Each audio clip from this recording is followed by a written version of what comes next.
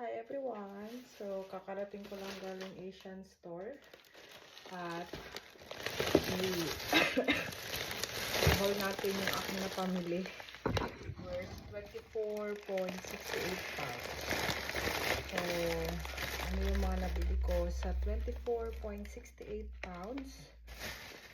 Kasi gusto kong kumain ng ampalaya. So, bili ako ng ampalaya. 3 piraso na siya. Magkano to?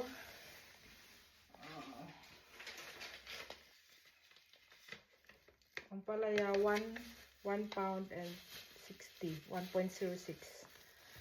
Tapos, bili ako ng okra 1.85.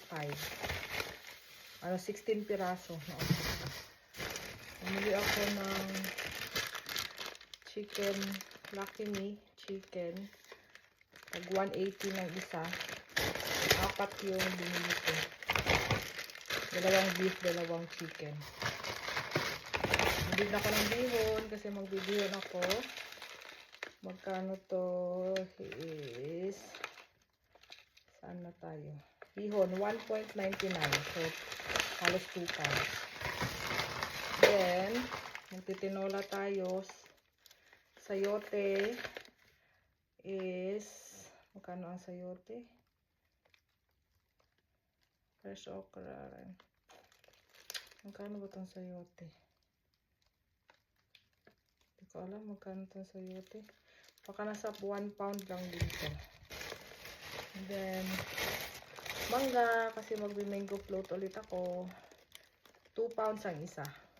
2 pounds. And then, yung biscuit na Adriel Magic Cream na butter 2.29. Tapos chicken cubes yan 1.99. Ilang piraso na to? 24 pieces na chicken cubes.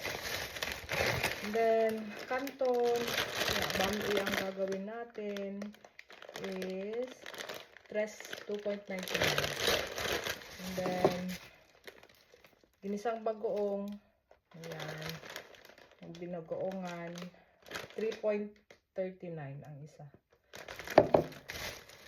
And then liquid seasoning, ano siya, liquid seasoning 1.89 to, liquid seasoning. And then what na, so yun ang ating 24.68 pounds na Asian store shop. So ayan siya. So, kung nag-crave ka ng Pinoy, doon ka. Tapos, 24 din ang bayad. So, yun lang guys. Thank you so much for watching. Bye-bye. God bless.